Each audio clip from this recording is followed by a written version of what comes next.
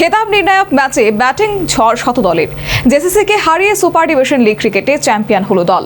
2 উইকেটের ব্যবধানে জয় তুলে নিল এমবিবির 22 গজে। রানার্স খেতাবে সন্তুষ্ট থাকতে হলো ব্লাডমাউথকে। বিপুল মজুমদার স্মৃতি সুপার ডিভিশন লিগ ক্রিকেটের নির্ণায়ক ম্যাচ শেষ হলো রবিবার। 3 দলের জটিল অঙ্কের লড়াইয়ের মাঝে বাজিমাত করল শতদল সংঘ। ব্যাট ও বলে সমান দাপট দেখিয়ে জয়ী হলো দল। এমবিবি স্টেডিয়ামে প্রথমে ব্যাট করতে নেমে জেসিসি 10 উইকেট হারিয়ে সংগ্রহ করে 315 রান।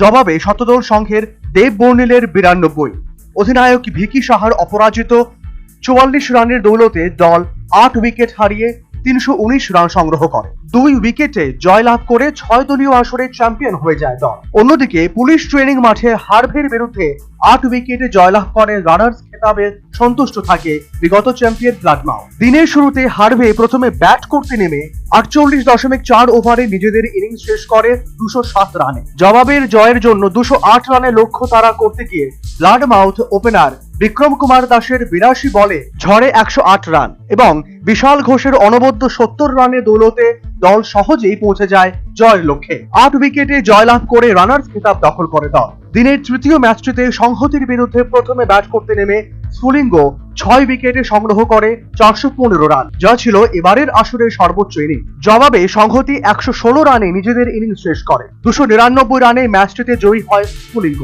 ইনিংসে বিজয়ী দলের পক্ষে তুষার সাহা 32 রানে 5টি উইকেট দখল করে। 3টি মাঠে ব্যাপক উৎসাহের মধ্যে শেষ হয় মরশুমের এই 6 দলীয় আসর। Bureau report, news vanguard.